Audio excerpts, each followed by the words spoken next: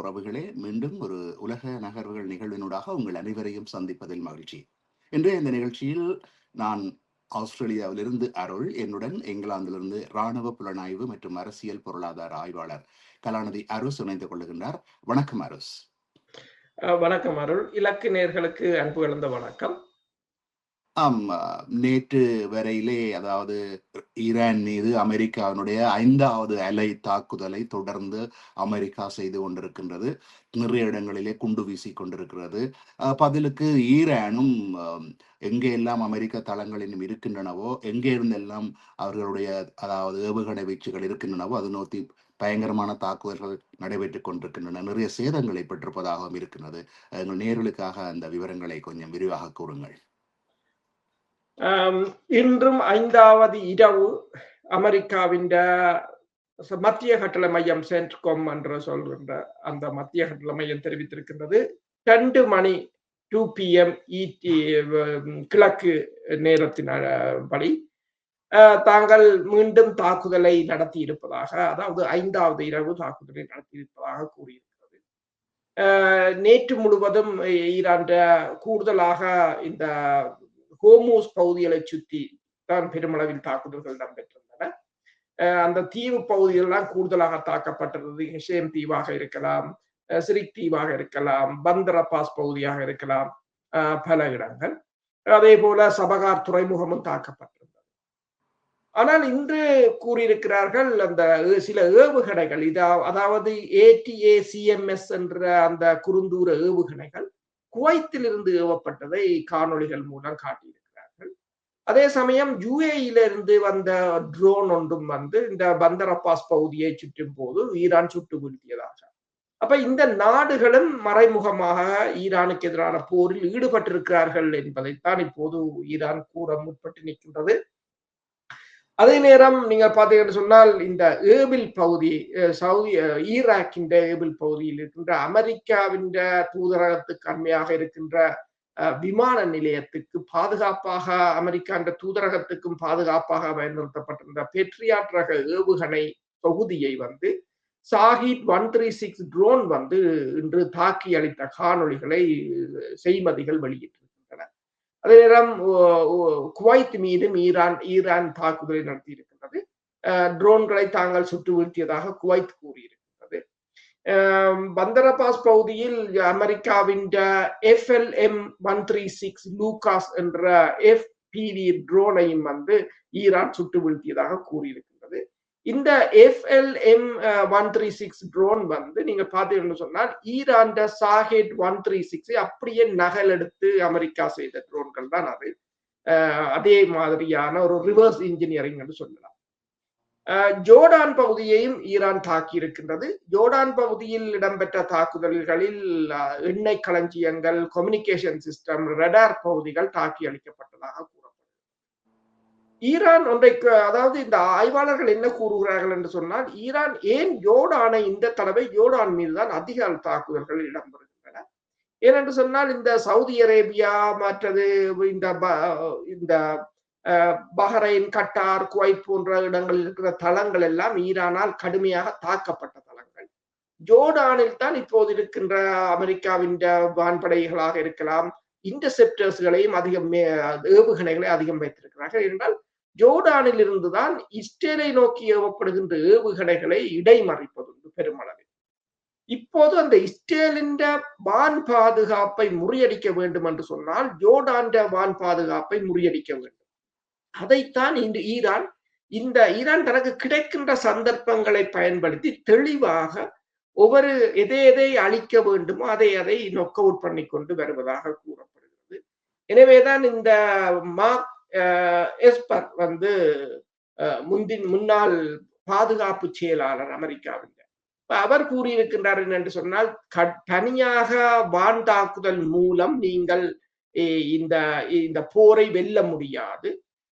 நீங்கள் இந்த போரை, பொருளாதார தடைகளை முற்றாக போட்டு ஒரு கடுமையான தாக்குதலை நடத்த வேண்டும். இல்லை என்று சொன்னால் நீங்கள் ராஜதந்திர வழியால் தான் இந்த பேச்சுக்களை, இந்த பிரச்சனைக்கு ஒரு முடிவை கொண்டு வர முடியும் என்று கூறியிருக்கிறார். இதே நேரம் அமெரிக்காவின் இந்த ஏபிசி நியூஸ் செய்தி நிறுவனம் என்ன போட்டிருக்கிறது என்று சொன்னால், அமெரிக்க அதிபருக்கும் அமெரிக்காவின் பாதுகாப்பு செயலாளர் பீட் ஹெக்ஸத்துக்கும் இடையில் கருத்து வேறுபாடுகள் தோன்றியிருப்பதாகவும், பீட் ஹெக்ஸத்தை அமெரிக்க அதிபர் வெளிப்படையாக பாராட்டி பேசினாலும் மறைமுகமாக அவர் தனது அதிருப்தியை தெரிவித்து ஏமாற்றத்தை தெரிவித்திருப்பதாகவும் அந்த ஏபிசி சிபிஎஸ் நியூஸ் செய்தி நிறுவனம் தெரிவித்திருக்கிறது. என்னென்று சொன்னால், அதாவது இந்த போர் தொடங்குவதற்கு முன்னர் ஈரானிய அணுசக்தி ஒப்பந்தத்தை நிராகரித்தது ஒரு தவறு என்று இப்போது ட்ரம்ப் உணர்வதாகவும், அதுவே இந்த போர் நீடிக்கிறதுக்கு காரணம் என்றும் அவர் உணர்ந்து கொள்வதாகவும், கூட்டுப்படை தலைவர் ஜெனரல் டேனியல் ஹெயின் கூறிய கருத்துக்கள் எச்சரிக்கைகளையும் பாதுகாப்பு செயலாளர் பீட் ஹெக்ஸத் புறம் தள்ளி இந்த போரை ஒரு தீவிரமான அணுகுமுறையை அவர்தான் மேற்கொண்டார் என்று சொல்லி உங்களுக்கு தெரியும். இந்த இலங்கை கடற்பகுதியில் வைத்து தாக்கப்பட்ட ஈரானிய கப்பல் தொடர்பான முடிவுகளையும் அவர்தான் எடுத்திருந்தார். ஒரு தீவிரமான போக்கைத்தான் அவர் எப்போதும் கையாள்வதுண்டு. அப்ப இந்த போர் எதிர்பார்த்ததை விட மிகவும் சிக்கலானதாகவும் நீண்டதாகவும் மாறியதற்கு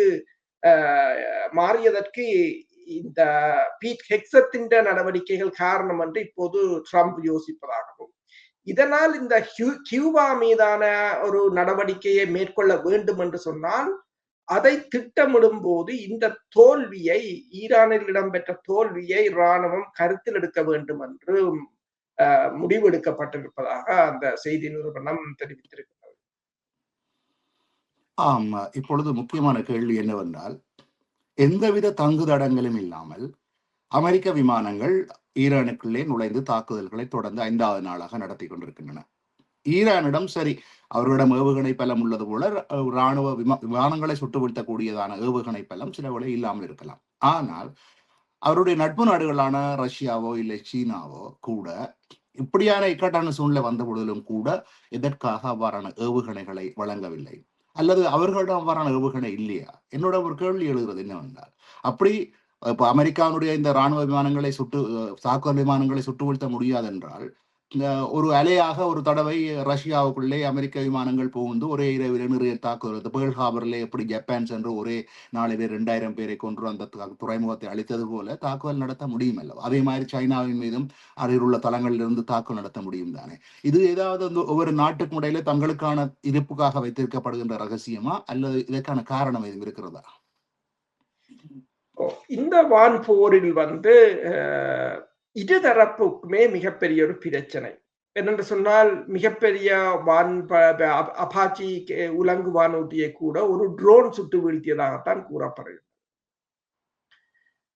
அமெரிக்காவின் விமானங்கள் சுட்டு வீழ்த்தப்படாமல் இல்லை. இப்ப உதாரணமா பாத்தீங்கன்னா F-35 ரக விமானம் சுடப்பட்டது, F-15E ரக விமானங்கள் சுடப்பட்டது. ஆனால் இதில் பல தந்திரங்கள் இருக்கின்றன. என்னென்று சொன்னால், இப்ப இந்த முதல் நாள் சண்டையில் ஈரானும் தனது F-5 ரக விமானத்தை கொண்டு தாக்கி இருந்தது குவைத்தில். அதில் தான் 6 அமெரிக்க வீரர்கள் கொல்லப்பட்டிருந்தார்கள். அவர்கள் சென்று தாக்கிவிட்டு வந்திருந்தார்கள். ஆனால் ஒரு கெரில்லா தாக்குதல் மாதிரித்தான் அதை செய்தார்கள். என்றால் தற்போதைய நிலையில் தனிய ஏவுகணைகள் மட்டுமில்லை, ஆள் இல்லாத தாக்குதல் விமானங்கள் என்று சொல்லி பலவற்றுக்கு இந்த விமான படையும் கடற்படையும் முன்னிய போல மிகப்பெரிய ஒரு கை கொடுக்கிற நிலையில் இல்லை. இப்ப அமெரிக்கா தாக்குதல் நடத்துகிறது என்றாலும் அமெரிக்கா ஈரான் வான்பரப்புக்குள் செல்லாது அவர்கள் நீண்ட தூர ஏவுகணைகளை, இப்ப 400 கிலோமீட்டர் 500 கிலோமீட்டர் தூர வீச்சு கொண்ட ஏவுகணைகளை தூரத்திலிருந்து ஏவுகிறார்கள். சவுதி அரேபியா என்ற வான்பரப்பு, குவைத் என்ற வான்பரப்பு, அப்படியான கடல் பகுதியிலிருந்து தான் ஏவுகிறார்கள். இதற்கு ஒரு சிறந்த உதாரணமாக இப்ப ரஷ்யாவில் இடம்பெறுகின்ற போர் தொடர்பாக இஸ்ரேலிய இராணுவ நிபுணர் கூறிய கருத்து என்னன்னு சொன்னால், ரஷ்யாவில் உள்ள உக்ரைனின் ஆளில்லாத தாக்குதல் விமானங்கள் நேட்டோ அதிகாரிகள் தான் வழி நடத்தி அந்த தாக்குதல்களை நடத்துவதாகவும், மேற்கத்திய நாடுகளுடனான மோதலை தவிர்க்க வேண்டுமானால் உக்ரைன் உள்ள நிலைகளை நிலைமையை ரஷ்யா தீர்க்க வேண்டும் உள்ள நிலையை என்றும், தனக்கு எதிராக உக்ரைனை பயன்படுத்தும் மேற்கத்திய நாடுகளின் முயற்சிக்கு ரஷ்யா பெரும் சேதத்தை ஏற்படுத்துவதே அதற்கான ஒரே வழி என்றும், கிவ் அதாவது உக்ரைன் தனது வான் பாதுகாப்பு அமைப்பு ஏவுகணைகள் மற்றும் பாதுகாப்பு மற்றவர்களை அதிகரித்து ஏவுகணை மற்றும் ஆளில்லாத விமானங்களை பயன்படுத்தி ரஷ்யாவின் ஆழமான பகுதிகளை தாக்கும் திறனை தக்க வைத்துக் கொண்டால் அது மாஸ்கோவுக்கு மிகவும் பாதகமானது என்று சொல்லியும், பிரிட்டனின் ஸ்டோம் ஷடோ ஏவுகணைகளை பார்த்தால் அவை எங்கிருந்து ஏவப்படுகின்றன என்றால் விமானங்களில் இருந்துதான் ஏவப்பட வேண்டும். அந்த விமானங்கள் எங்கே பறக்கின்றன என்றால் அவை உக்ரைன் பகுதியில் தான் பறக்கின்றன. ஏனென்றால் அது ரஷ்யாவுக்குள் போக முடியாது, சுட்டு விடுவார்கள். அதுவும் என்ன செய்கிறார்கள் என்று சொன்னால் திடீரென்று எழும்பி அதை ஏவி விட்டு இறங்கி விடுவார்கள். அவற்றை எப்படி புறப்பட்டு அந்த ஏவுகணைகளை ஏவ முடிகிறது, அந்த விமானங்களால் எவ்வாறு புறப்பட்டு ஏவுகணைகளை ஏவ முடிகிறது, அவை பறக்கக்கூடாது. விமானங்கள் அவற்றின் தளங்களிலோ அல்லது புறப்பட முயற்சிக்கும் போதோ அழிக்கப்பட வேண்டும். ஈரானுடனான போரின் போது எதிரி விமானங்கள் புறப்பட துணியவில்லை என்றும், அவ்வாறு செய்தலை விரைவாக சுட்டு வீழ்த்தி வான்படையை முடக்கினால்தான் போரை கட்டுப்பாட்டுக்கு கொண்டு வரலாம் என்று கூறியிருக்கிறது. நீங்கள் கூறுறதையும் அவர் கூறுறதையும் சரியாகத்தான் இருக்கு.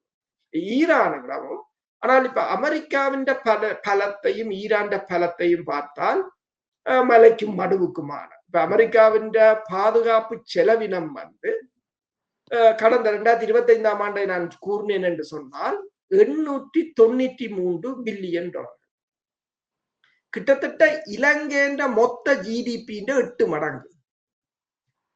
ரஷ்யாவின் பாதுகாப்பு செலவினம் 60 பில்லியன் தனியா. இப்ப ஈரானிய நீங்கள் பாத்தீங்கன்னா இன்னும் சரியான குறைவாகத்தான் இருக்கு. ஆனால் அவர்கள் அந்த வளத்துக்கு தான் தங்கள் அமெரிக்கா தண்ணி மாதிரி செலவழிக்கின்ற இந்த நவீன தொழில்நுட்ப நவீன ஆயுதங்கள் விமானங்கள் என்று சொல்லி அந்த லாபத்துக்கு ஈரானால் முடியாத காரியம். எனவே சில தாக்குதல்களை ஈரானால் முடியாது, ஆனால் அமெரிக்காவுக்கு ஒரு அச்சத்தை ஏற்படுத்தலாம். அப்படி பாத்தீங்கன்னு சொன்னால் F-35 ரக விமானத்தை வீழ்த்தியது, F-15E ரக விமானத்தை வீழ்த்தியதெல்லாம் அமெரிக்காவுக்கு அல்லது இஸ்ரேலின் அந்த தாக்குதல் திறனை, டேங்கர் விமானங்களை வீழ்த்தியதெல்லாம் இவர்களின் தாக்குதல் திறனை கடுமையாக பாதிக்கும். ஏனென்று சொன்னால் அமெரிக்கா நீண்ட தூர விமானங்களைத்தான் பயன்படுத்துகின்றது. F-15E நீண்ட தூர தாக்குதல் விமானம். ஆனால் அதற்கும் அவர்கள் எரிபொருளை நிரப்ப வேண்டும். இப்ப நீங்க பாத்தீங்கன்னா குறிப்பாக ஈரான் இந்த டேங்கர் விமானங்களை குறிவைக்கிறது. டேங்கர் விமானங்கள் பறக்க முடியாது என்று சொன்னால் குண்டு வீச்சை நடத்த முடியாது என்றதான் அதன் அர்த்தமாக இருக்கு. எனவேதான் இப்ப கூறியிருக்கிறார்கள், இப்ப பென் கொரியர் விமானப்படை தளத்தில் இஸ்ரேலில கிட்டத்தட்ட 38 டேங்கர் விமானங்கள் நிற்கின்றன. அதுதான் இப்போது ஈரான் குறியாக இருக்கலாம் என்றும், எனவே இஸ்ரேல் சொல்லி இருக்கிறது அதுல இருந்து அதை அகற்ற சொல்லி, ஏனென்றால் அதுல ஒரு 10 டேங்கர் விமானம் சேதமடைந்தாலே இந்த குண்டு வீச்சுக்களை அவர்கள் நடத்துவது கடினமாக இருக்கும் என்று கூறுகிறார். தெளிவான விளக்கம் தந்திருக்கிறீர்கள். இப்பொழுது நான் மத்திய கிழக்கிலே உள்ள இந்த நாடுகள் மீது, அதாவது ஈரான் தாக்குதல் இப்போது பரவலாக நடைபெறுகிறது. இனிமேல் திருப்பவும் ஐக்கிய அரபு அமீரகத்தில் உள்ள நாடுகள், குறிப்பாக துபாய் மற்றும் அபுதாபி போன்ற இடங்களுக்கு தாக்குதல் நடத்தக்கூடும். இங்கே அதே அளவு வெளிநாட்டு தொழிலாளர்கள் தான் இருக்கிறார்கள். இந்த நாடுகளில் எல்லாம் வெளிநாட்டு தொழிலாளர்கள் தான் இருக்கிறார்கள். தொடர்ந்தும் அவர்கள் இவ்வாறு தாக்குதல்கள் நடைபெறுமாக இருந்தால் அவர்களுடைய எதிர்காலம், அவர்கள் நாட்டுக்கு செல்ல வேண்டி வரும். ஏற்கனவே நான் கூறியது போல இந்தியாவும் தனது தொழிலாளர்களை நாட்டுக்கு அழைத்திருந்தது.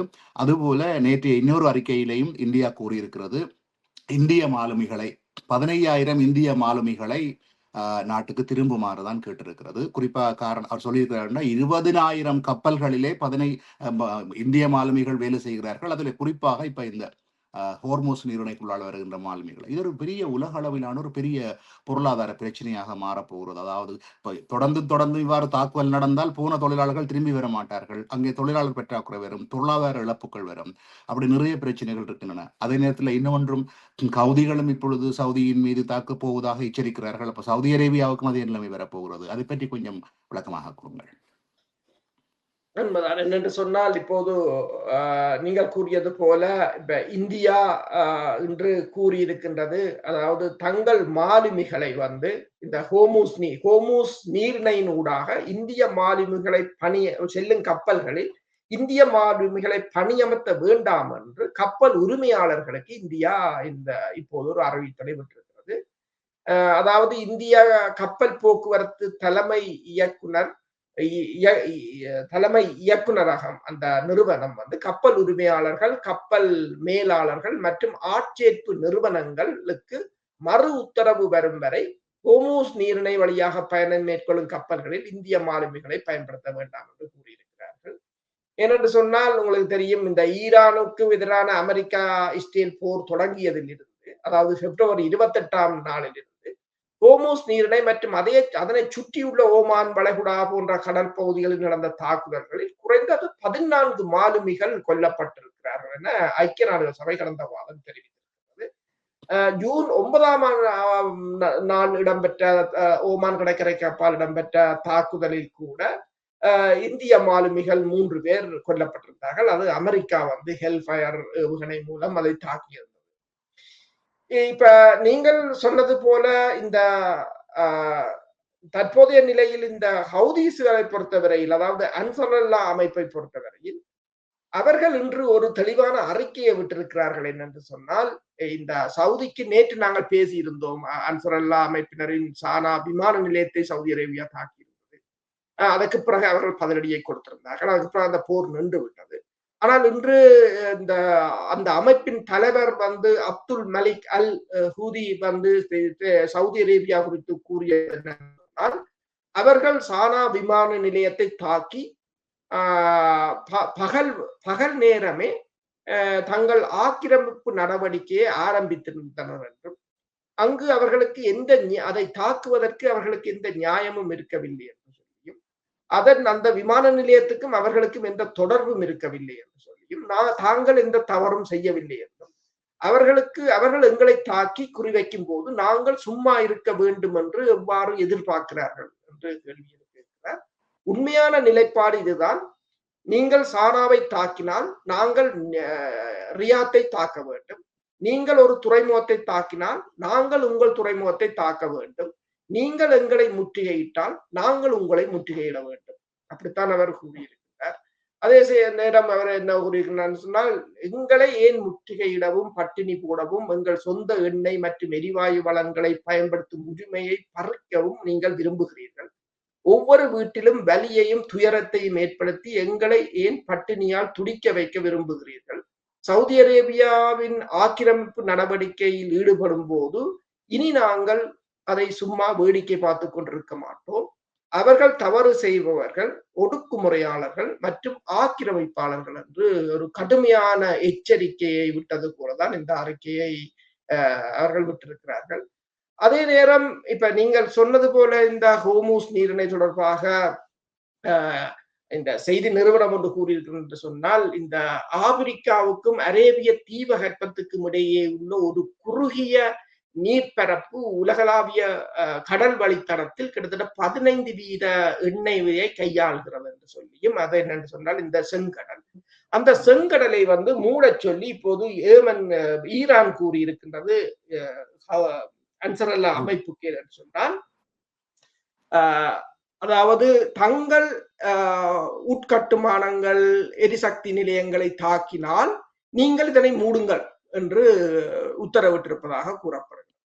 இப்ப அது தொடர்பாகத்தான் கூறுகிறார் என்ன சொன்னால், அந்த நீர்ப்பரப்பு 15% எண்ணெயை கையாளுகிறது என்றும், 2023 நடந்த அந்த அன்சரல்லா அமைப்புக்கும் அமெரிக்காவுக்கும் இடையிலான மோதல்களின் போது அது மூடப்பட்டது மட்டுமல்லாது, அங்கு உங்களுக்கு தெரியும் இஸ்ரேலின் கேலக்சி லீடர் என்ற கப்பலையும் கடத்தி சென்றிருந்தார்கள்.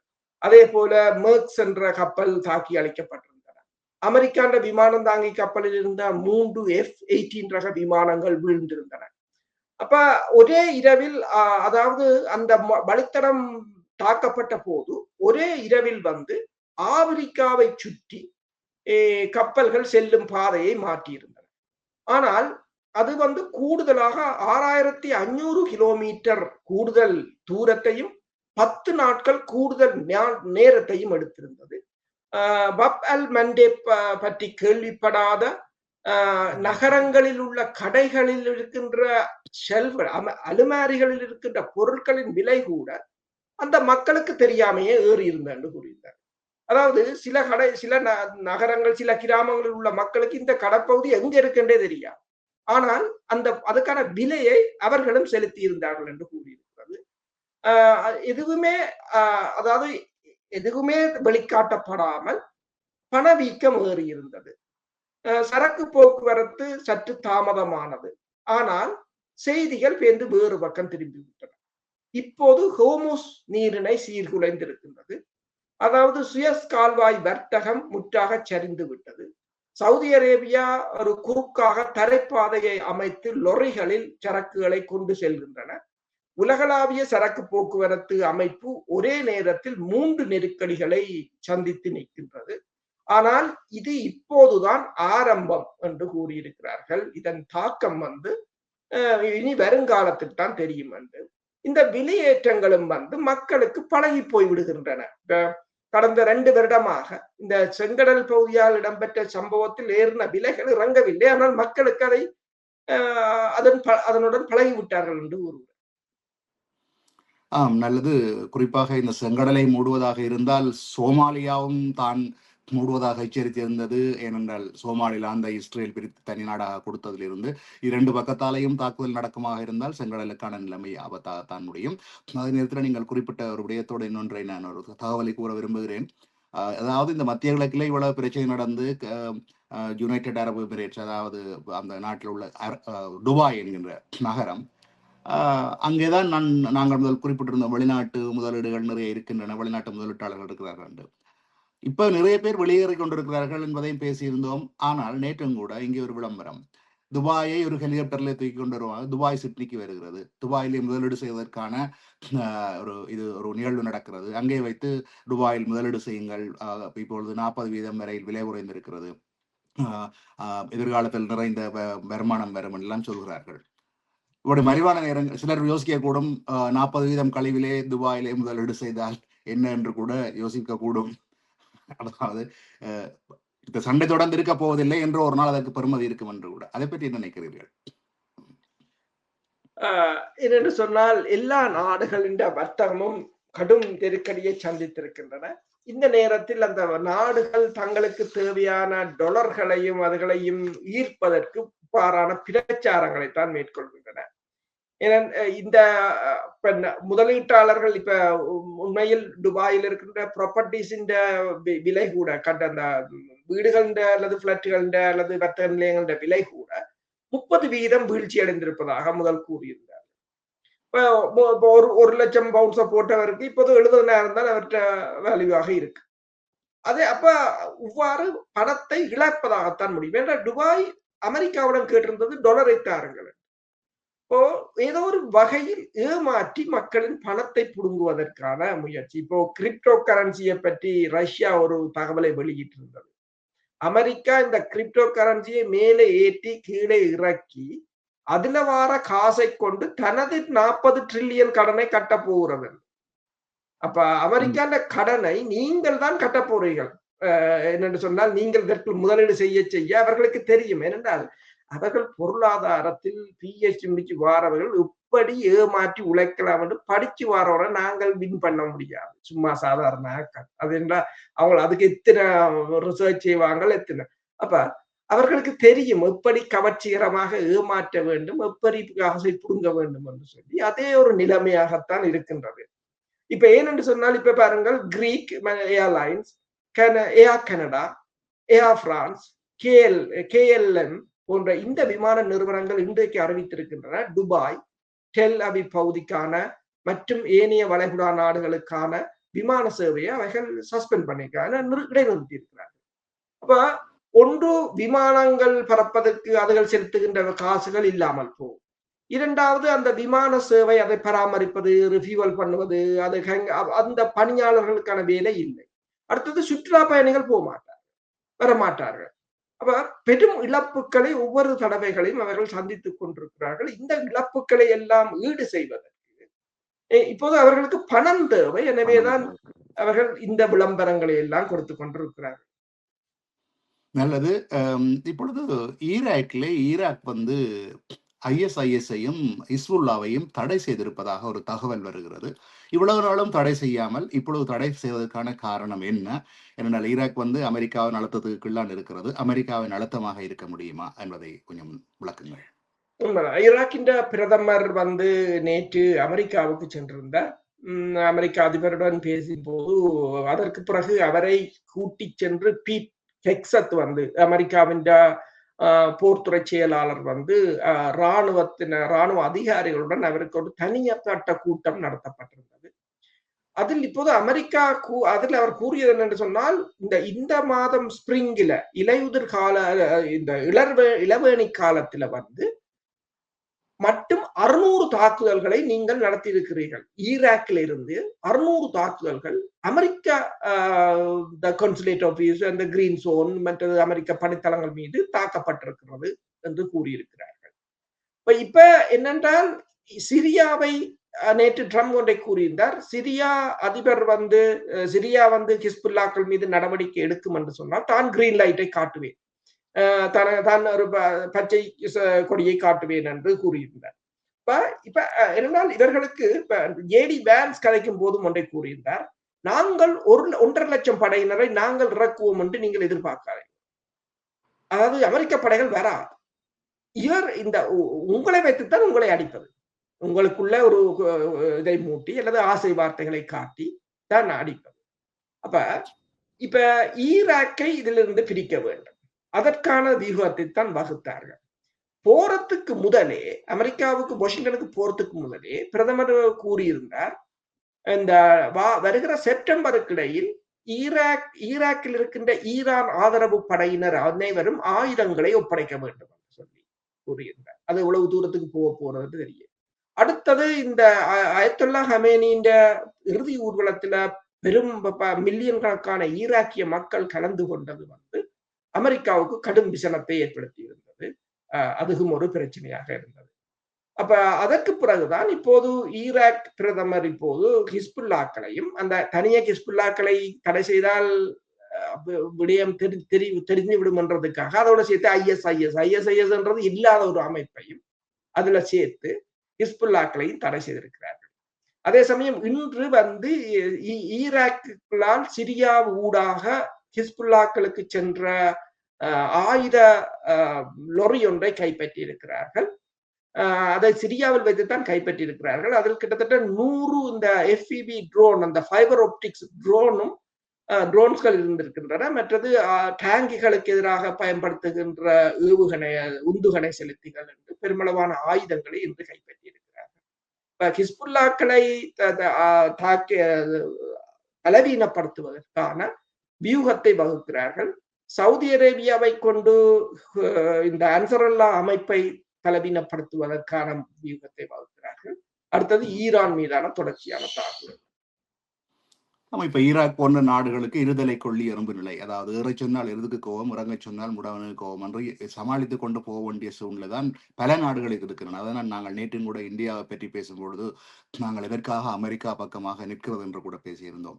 சில வேளைகளிலே இந்த யுத்தங்கள் நடக்கிற காலப்பகுதியிலே நாடுகள் எடுக்கின்ற அந்த சரியான முடிவுகள் சில நேரம் ராஜதந்திர முடிவாக தங்களுடைய நாட்டுக்கு நலன் சார்ந்து எடுப்பதாகத்தான் நல்ல தீர்மானம் என்று சொல்வார்கள். 2ஆம் உலக போரிலே வின்சன் சர்ச்சில் அவர்கள் தங்களுடைய நாட்டை ஹிட்லர் கைப்பற்ற போகிறார், எல்லோரையும் கொல்ல போகிறார் என்கின்ற பொழுது இளைஞர்கள் எல்லோரையும் வேறு நாடுகளுக்கு அனுப்பி அங்கே சென்று தங்கியிருங்கள், படியுங்கள், யுத்தம் முடிந்த பின்னர் நாட்டை கட்டி எழுப்புங்கள்.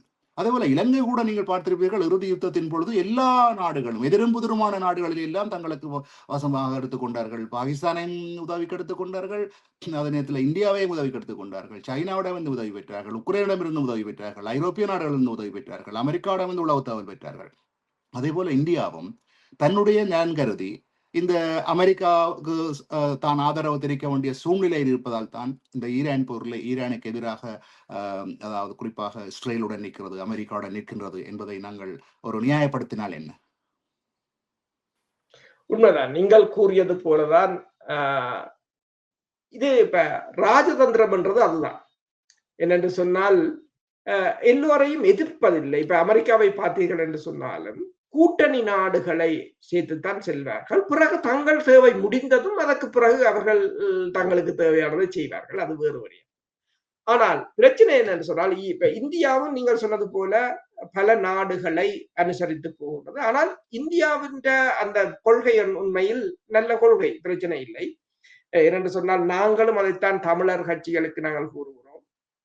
நாங்கள் எல்லா நாடுகளுடன் அனுசேரா கொள்கை என்று சொன்னால் நாங்கள் ஒரு நாட்டின் பக்கம் நிற்காமல் எல்லா நாடுகளையும் அனுசரிக்கும். மற்றது ஒரு நாட்டுக்காக இன்னொரு நாட்டை பகைப்பது அதுகள் கூடாத விடயம் என்று சொல்லி இந்தியா அவ்வாறான ஒரு நிலைமையால் தான் இப்போது தப்பி பிழைத்துக் கொண்டிருப்பதாக கூறப்படுகிறது. இப்ப ரஷ்யாவிடம் இருந்து கூட அவர்கள் எண்ணெயை வாங்குகிறார்கள்.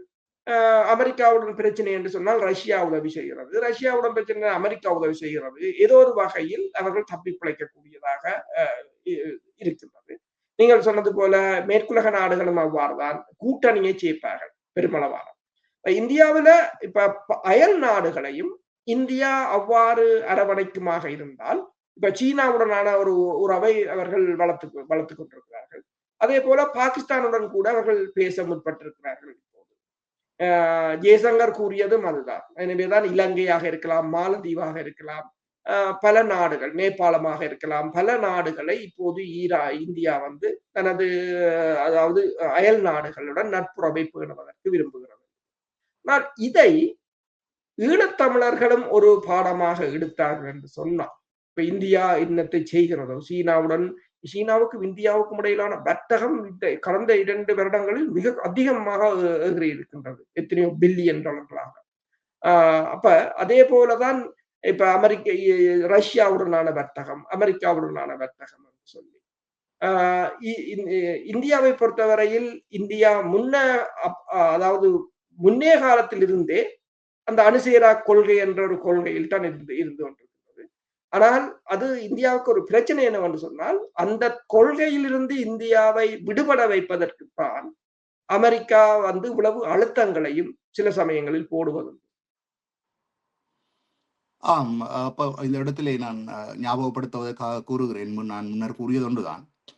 நாடுகள் என்ற அடிப்படையிலே நீண்ட காலமாக கோபப்பட்டமாக வக்கிர உணர்வுகளோடோ அல்லது எதிரியாகவோ பார்க்கப்படக்கூடாது. ஏனென்றால் முதல்ல அதாவது ஜெர்மனி 2ஆம் உலக யுத்தத்திலே ஜெர்மனியை அமெரிக்கா கைப்பற்றியிருந்தது. பின்னர் அவர்கள் இப்பொழுது நண்பர்கள். 2ஆம் உலக யுத்தத்தின் பொழுது ஜப்பான் மீது அணுகுண்டு போட்டு 2 நகரங்களையே முழுமையாக அழித்தது அமெரிக்கா. இன்றைக்கு நிறைய 2 பேரும் நண்பர்கள். ஏன் வியட்நாமில் கூட 20 வருடம் அவர்கள் செய்யாத அழிவில்லை. அங்கு வியட்நாம் ஓர் மியூசியத்துக்கு போய் பார்த்தமாக இருந்தால் அந்த அழிவுகளை பார்க்கின்ற பொழுது ஒரு மனிதனால் ஜீரணிக்க முடியாத அழிவுகளை செய்த அவர்களோடு இப்ப அவர்கள் உறவாக இருக்கிறார்கள். ஆகவே தனி மனிதர்கள் என்றால் இந்த வன்மத்தை தொடர்ந்து பாதுகாப்பது தனது தனிப்பட்ட புகழ், பெருமை அல்லது விட்டுக் கொடுப்பின்மை என்றது. ஆனால் நாடுகள் என்று வருகின்ற பொழுது இந்த அதாவது விட்டுக் கொடுப்புத்தன்மை, சகிப்புத்தன்மைகள் இருப்பது தானே வரலாற்றில் தெரிகிறது. அதே போல தமிழர்களும் அந்த விட்டுக் கொடுப்புக்கு வர வேண்டிய சூழ்நிலையில் இருக்கிறார்கள் அல்லவா? அதை பற்றி கொஞ்சம் விளக்குங்கள். இது தொடர்பாக பல விவாதங்கள் இருந்தன. இப்ப இந்தியா எல்லோரோடும் பழகுகிறது, எல்லா நாடுகளையும் அனுசரித்து போகிறது, அணுசேரா கொள்கை என்றாலும் அந்த இந்தியர்கள் என்ற தங்கள் இறமையை விட்டுக் கொடுக்கவில்லை. அதற்கு நின்று கொண்டு நீங்கள் எல்லா நாடுகளிடம் பழகலாம், அது வேறு விடயம். இப்ப விடுதலை புலிகள் நாட்களை நீங்கள் பார்த்தீர்கள் என்று சொன்னால், விடுதலை புலிகளின் பிரதான எதிரி யார்? இலங்கை அரசு, இலங்கை படைகள். ஆனால் கைகுலுக்கினார்கள். கைதிகள் பரிமாற்றத்தின் போது கைகுலுக்கினார்கள், அவர்களுக்கு சாப்பாடு கொடுத்தார்கள், அவர்களுக்கு உணவில்லை என்றால் உணவையும் கொடுத்தார்கள், அது பிரச்சனை இல்லை. பேச்சுவார்த்தைக்கு அழைத்த போதெல்லாம் போனார்கள். எதிரி என்று சொல்லிவிட்டு அவர்கள் பேசாமல் இருக்கவில்லை. ஆனால் ஏன் அப்படி துணிஞ்சு போனார்கள்? தங்கள் கொள்கையில் இந்திய அமைதிப்படை வெளியேற்றுவதற்காக பிரேமதாசாவுடன் சேர்ந்து இந்திய அமைதிப்படையை வெளியேற்றினார்கள் என்றதையும் அதே நேரம் இந்தியாவையும் அவர்கள் இறுதி வரையிலும் தேசிய தலைவர் கூறியது ஒன்றுதான், அது எங்கள் நட்பு நாடு என்று கூறினார். நட்பு நாடு இந்தியா பகைமையா இருந்தாலுமே அவர் ஒரு நாளும் வெளிப்படையாக இந்தியாவை பேசியதோ அல்லது சீனாவை பேசியதோ அல்லது எந்த நாடுகளையும் அவர்கள் விமர்சிக்க, அதுதான் ராஜதந்திரம் என்று கூறுவது அதைத்தான். பிரேமதாசாவுடனான அந்த உடன்படிக்கையாக இருக்கலாம். ஏன் இந்திய படையினருடனான சண்டை நடைபெற்று தீவிரமாக 87ஆம் ஆண்டிலிருந்து சண்டை நடைபெற்றுக் கொண்டிருக்கிறது. அதற்கு முன்னர் ரோவுடனான ஒரு தொடர்பாடலை பேணுவதற்கு இப்ப தூதரகங்கள் மாதிரி விடுதலை புலிகளும் தமிழ்நாட்டில் ஒருவரை வைத்திருந்தார்கள். ரோ அதிகாரிகளுடனான தொடர்புகளை பேணுவதற்கு. பிறகு இந்தியாவுடன் சண்டை ஆரம்பித்த பிறகு அங்கிருந்து தகவல் அனுப்பியிருந்தார்கள், இனி இது தேவையோ, நாங்கள் இந்தியாவுடன் சண்டை பிடிக்கிறோம், இனி என் ரோவோடு. அதுக்கு தேசிய தலைவர் அனுப்பின பதில், இல்லை, அந்த தொடர்பு அப்படியே இருக்கட்டும், தேவைப்படும். நாங்கள் இந்தியாவுடன் பேசவும் முற்படலாம். இப்ப சண்டை பிடிக்கிறோம், நாளைக்கு பேச்சுவார்த்தை என்று தரும். அப்ப அவங்க தொடர்பு கொள்ள வேண்டும் என்றாலும் உங்களுக்கு ஒரு ஆள் தேவை, பேச வேண்டும் என்று சொன்னால். அப்ப நீங்க அந்த தொடர்பு அப்படியே இருக்கட்டும் என்றுதான் கூறினார்களே தவிர அதை முறித்து கொண்டு கோபம், உன்னுடன் நான் கோபம், என்னுடன் நீ கோபம் என்று. ஏனென்றால் அரசியல் இது ஒரு தேசம் சார்ந்தது. உங்கள் இறமைக்குள் இருந்து கொண்டு இன்றைக்கு பாருங்கள், பலரும் கூறுகிறார்கள் அவரை இலங்கை அரசு கூட நீங்கள் பார்த்தீங்கன்னா மஹிந்த ராஜபக்ஷாவோ கோத்தபா ராஜபக்ஷாவையோ தனியே தண்டிப்பதால் எங்கள் பிரச்சனை முடியாது. அத்தனை இலங்கை அரசுகளும் இனப்படுகொலையில் பங்குதாரர்கள். அது தனிப்பட்ட நபர்களுக்கு எதிரான போர்க்குற்றமாகத்தான் கொண்டு முடிப்பார்கள்.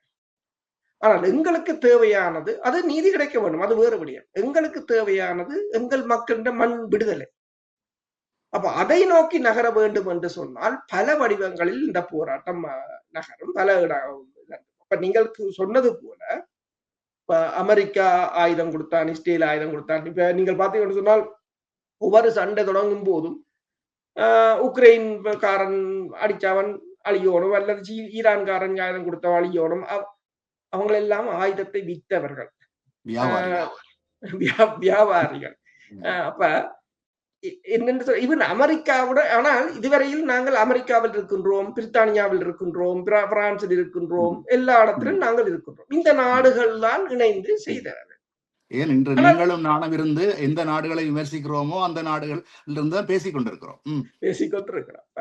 இந்த சாதுவா இந்த அடிப்படை இதை கூட நாங்கள் புரிந்து கொள்ளவில்லை என்று சொன்னால் எங்கள் போராட்டத்தை நகர்த்த முடியாது. அது இதே ஒரு சிலர் தங்கள் தனிப்பட்ட பிரச்சனைக்காக அல்லது தனிப்பட்ட இதுக்காக இவற்றை தூண்டி விடுவதே தவிர உண்மையாக நாங்கள் ஒரு விடுதலைக்காக போராடுவோமாக இருந்தால் எங்கள் இறமைக்கு நின்று கொண்டு நாங்கள் யாருடனும் பேசலாம். இப்ப அண்மையில் கூட இந்த விஜய் காங்கிரசுடன் கூட்டு வைத்த போது கூட பலர் என்னிடம் கூட கேள்வி கேட்டார்கள்.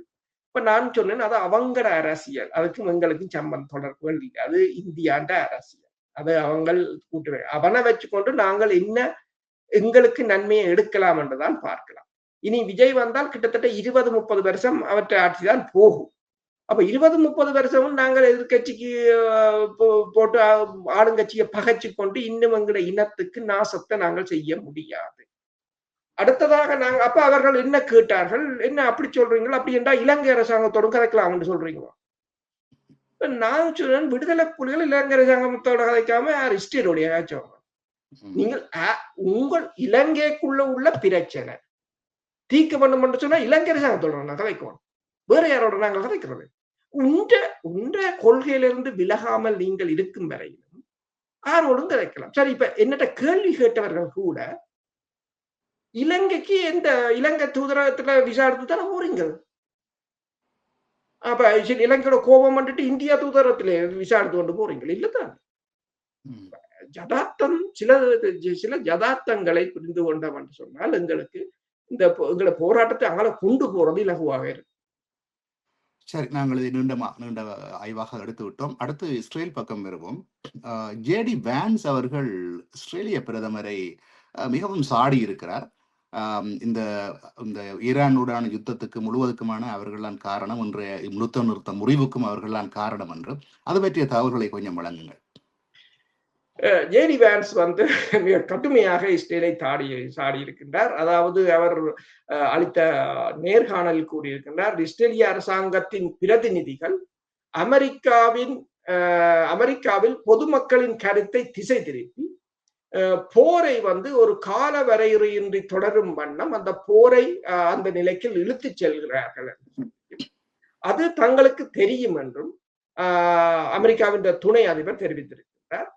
அவர் இது தொடர்பில் மேல கூறியது என்று சொன்னால், நன்கு நிதி அளிக்கப்பட்ட ஒரு குழு, அதாவது பணத்தை பெற்று பண உதவி செய்யப்பட்ட ஒரு குழு பேச்சுவார்த்தைகளை சீர்குலைத்து சாத்தியமான எந்த ஒரு உடன்படிக்கையையும் எட்ட விடாது அதனை அழிக்க முயற்சிக்கிறது என்றும் அது அவரது கூற்றுப்படி சில தனிநபர்கள் ட்ரம்பின் முன்னாள் ஆலோசகர் ஒருவரிடமிருந்து பணத்தை பெறுகிறார்கள் என்றும் அதற்கு பதிலாக அந்த நபர் இஸ்ரேலிய அரசாங்கத்தின் பிரதிநிதிகளிடமிருந்தும் இழப்பீட்டை பெறுகிறார் என்றும் இந்த நபர்கள் என்னை தாக்கி, அதாவது வேன்ஸையும் தாக்கி, நாம் ஈரானுடன் பேச்சுவார்த்தை நடத்தக்கூடாது என்றும் இராணுவ நடவடிக்கையை தொடர வேண்டும் என்றும் கூறுகிறார்கள். ஏதாவது நல்லது நடக்கும் வரை குண்டு வீசுவோம் என்று நீங்கள் சும்மா சொல்லிவிட முடியாது. அந்த அணுகுமுறை ஒருபோதும் பலன் அளிக்காது என்று கூறியிருக்கிறார். அது தொடர்ச்சியாக குண்டை வீசிக் கொண்டிருப்பதால் எதுவும் நடக்காது என்றுதான் கூறுகிறார். ஈரானியர்களுடன் பேச்சுவார்த்தை நடத்துவது சாத்தியமற்றது என்று கூறும் அமெரிக்கர்கள் மீது எனக்கு எரிச்சல் வருகிறது. அப்படியானால் உங்கள் தீர்வு என்னென்று கூறுகிறார், கேட்கிறார். அதாவது அவர்கள் கேட்கிறார் என்று சொன்னால், பேச்சுவார்த்தை நடத்துவது சாத்தியமில்லை என்று நீங்கள் சொன்னால் சரி, நீங்கள் ஒரு தீர்வை முன்னுக்கு வைங்க என்றுதான் அவர் கேட்கிறார். ஒப்பந்தத்தை தாக்குவதற்காக சில செல்வாக்கு மிக்கவர்களுக்கு பணம் கொடுக்கப்படுகிறது. ஈரானின் ஆட்சியை மாற்றுவதற்காக நாங்கள் 1.5 லட்சம் படையினரை அனுப்ப போவதில்லை. நாங்கள் அந்த நடவடிக்கையை எடுக்கவும் மாட்டோம். இராணுவ தலையீடுகள் மற்றும் ஆட்சியை மாற்றுவதற்காக ஆயிரக்கணக்கான வீரர்களை அனுப்பும் காலம் எல்லாம் மலையேறிவிட்டது. மக்கள் தங்கள் தலைவிதியை தாங்கள் தான் தீர்மானிக்க வேண்டும். எங்கள் இராணுவம் அவர்களுக்கு பதிலாக வராது என்று அவர் கூறியிருக்கிறார். அப்ப இது பெரிய சர்ச்சையை ஏற்படுத்தியிருக்கிறது ஜேடி வேன்ஸின் இந்த கருத்து. இது தொடர்பில் அமெரிக்காவின் வெள்ளை மாளிகை பேச்சாளர் கரோலினிடம் கேட்ட போது அவா கூறியிருக்கிறார் என்று சொன்னால், ட்ரம்பும் ஜேடி வேன்ஸும் ஒரே பக்கத்தில் தான் இருக்கிறார்கள், அவர்களுக்குள் ஒரு பிரச்சனையும் இல்லை. ஜேடி வேன்ஸ் கூறியது அத்தனையும் உண்மைதான். இந்த பேச்சுவார்த்தைகளை குழப்பி அமெரிக்காவுக்குள் ஒரு பிரச்சனையை உண்டு பண்ணுவதற்கு சில நாடுகளும் சில நபர்களும் முற்படுகிறார்கள் என்றதை அவாவும் உறுதிப்படுத்தி இருக்கின்றார். அதே போல பூட்டினும் என்று ஒன்றை சொல்லி இருக்கின்றார் அமெரிக்க அதிபருக்கு, நீங்கள் வெளிநாட்டு பிரச்சனைகளை பார்ப்பதற்கு முன்னர் உங்கள் நாட்டில் இருக்கின்ற உள்நாட்டு பிரச்சனையை பாருங்கள் என்று சொன்னால், உள்நாட்டுக்குள்ளேயே இப்போது மிகப்பெரிய குழப்பங்கள் வரக்கூடிய ஒரு நிலை இருக்கின்றது. அல்லது நாங்கள் இப்பொழுது ரஷ்யா உக்ரைனை பற்றி பார்ப்போம். ரஷ்யாவுக்கும் உக்ரைனுக்கும் இடையிலே இறந்த இராணுவத்தின் உடல்கள் பரிமாறப்பட்டிருக்கின்றன. அந்த எண்ணிக்கையிலே கூட யாருக்கு இழப்பதிகம் என்பது தெரிவதாகவும் தெரிகிறது. அதே நேரத்தில் உக்ரைனிலே மக்கள் வீதியில் இறங்கி போராட்டம் நடத்துகிறார்கள் என்ற ஒரு செய்தியும் வந்திருக்கிறது. அது பற்றிய மேலதிக தகவல்களை வழங்குங்கள் நேயர்களுக்காக. அதாவது செலன்ஸ்கி ஜோஹான் கம்ரா என்றவரை இடைக்கால பாதுகாப்பு அமைச்சராக நியமித்திருக்கின்றார். சட்ட நடைமுறைகளுக்கு பிறகு அவரை நிரந்தரமாக பாதுகாப்பு அமைச்சராக நியமிக்க போவதாகவும் கூறியிருக்கிறார். அவர் இந்த புதிதாக நியமிக்கப்பட்டவர் உக்ரைன் பாதுகாப்பு சேவை என்று சொல்கின்ற SBUவின் மேஜர் ஜெனரல் தர அதிகாரி. அந்த சிறப்பு SBUவின் சிறப்பு நடவடிக்கைகளுக்கு பொறுப்பாக இருந்த அந்த A மையத்திற்கு, அதாவது அல்பா பிரிவு என்று சொல்கின்ற அந்த பிரிவுக்கு தலைமை தாங்கியவர் என்று சொல்லியும், இந்த பிரிவு அந்த கண்ணுக்கு தெரியாத இலக்குகளை முறியடிக்கிறதுல நிபுணத்துவம் பெற்றது என்று கூறியிருக்கிறார். ஆனால் அதாவது பாதுகாப்பு அமைச்சர் பெரோடாவை செலன்ஸ்கி அவர்கள் நீக்கியதை தொடர்ந்து, நீக்கி போட்டி வரை புதிதாக போட்டதை தொடர்ந்து, அதே சமயம் அங்கு போராட்டங்கள் வெடித்திருக்கின்றன. உக்ரைனில் பல தடவைகள் இது இடம்பெற்றிருக்கிறது. முதல் இருந்த முப்படைகளின் தளபதி சலுஸ்னியை நீக்கியிருந்தார். அவர்தான் பிறகு பிரித்தானியாவுக்கான தூதுவராக பிரித்தானியா அவரை ஏற்றுக்கொண்டிருந்தது. இவர்கள் இரண்டு சொன்னால் இருவருக்கும் இடையில் ஒரு கிளாஷ் வரப்போது, ஒரு மோதல் வரப்போது என்றதை உணர்ந்ததும் தங்கள் திட்டம் பிரச்சனையாகி விடும் என்றதால் உடனடியாகவே பிரித்தானியா அவரை இங்கு கொண்டு வந்தது. இப்போது 2வது தடவையாக இது இடம்பெற்றிருக்கிறது என்று சொன்னால் அங்கு கடுமையான ஊழல்கள் தான் இதற்குரிய காரணம். இப்ப போராட்டக்காரர்கள் என்ன சொல்கிறார்கள் என்று சொன்னால், இராணுவ நிர்வாகம் உத்தியை விட விசுவாசத்துக்கே முன்னுரிமை அளிப்பதாக குற்றம் சாட்டியிருக்கிறார்கள். அதாவது முன்னர் பதவியில் இருந்த பாதுகாப்பு அமைச்சர் மிகவும் ஒரு தரம் மிக்கவர் என்று சொல்லியும் நிபுணத்துவம் பெற்றவர் என்று சொல்லியும் கூறியிருக்கிறார்கள். ஆனால் இந்த கூட்டத்துக்கு பேச வந்த செலன்ஸ்கி இந்த முறை புல்லட் ப்ரூஃப் கிளாஸ் பாக்ஸுக்குள்ள இருந்துதான் பேசியிருக்கிறார். என்னும் போது உக்ரைனில் வந்து அந்த உள்ளகத்திலேயே ஒரு முரண்பாடுகள் தோன்றி இருப்பதைத்தான் இது காட்டக்கூடியதாக இருக்கிறது. அதே நேரம் இந்த முன்னாள் பாதுகாப்பு அமைச்சர் வந்து அந்த பெடரோ அவர் கூறியிருக்கின்றார் என்னன்னு சொன்னால், ஜனாதிபதி ஜெலன்ஸ்கி வந்து தன்னை பதவியிலிருந்து நீக்கிய பின்னர் தனக்கு ஒரு ஆலோசகர் பதவியை வழங்க முன்வந்ததாகவும், ஆனால் வெறும் பதவிக்காக மட்டும் பதவியில் நீடிப்பதில் தனக்கு விருப்பம் இல்லை என்பதால் தான் அந்த பதவியை எடுக்கவில்லை என்றும் கூறியிருக்கின்றார். ஆம், ஒரு யூத இனத்தவரை உங்கள் தலைவராக தெரிவு செய்துவிட்டு இப்பொழுது நீங்கள் ஆர்ப்பாட்டம் செய்வதில் என்ன பிரயோசனம்? இத்துடன் அதே சமயம் நீங்கள் கூறியது போல இன்று உடலங்களை ஒப்படைத்திருக்கிறார்கள். ரஷ்யா வந்து 501 உக்ரைன் படை வீரர்களின் உடலங்களை ஒப்படைத்திருக்கிறது. உக்ரைன் வந்து 31 ரஷ்ய வீரர்களின் உடலங்களை ஒப்படைத்திருக்கிறது. இந்த சடலங்களின் விகிதாசாரத்தை பார்க்கும்போது உங்களுக்கு விளங்கும் எந்த தரப்பில் அதிக இழப்புகள் இருக்கிறது. இத்துடன் இன்று இந்த நிகழ்வை நாங்கள் நிறைவு செய்து கொள்ள இருக்கின்றோம். நேயர்களுக்கு ஒரு அன்பான வேண்டுதல், எங்களுடைய இந்த யூடியூப் சேனலை சப்ஸ்கிரைப் செய்து பெல் பட்டனையும் அழுத்தி உங்களுக்கு தெரிந்த நண்பர்களுக்கும் அந்த இணையை அறிமுகப்படுத்தி அல்லது பகிர்வு செய்து எங்களுக்கு உதவி செய்யுமாறு கேட்டுக்கொள்கிறோம். இத்துடன் இந்த நிகழ்விலிருந்து விடைபெறுகின்றோம். மீண்டும் ஒரு நிகழ்வில் உங்கள் அனைவரையும் சந்திக்கும் வரை நன்றி, வணக்கம். நன்றி, வணக்கம்.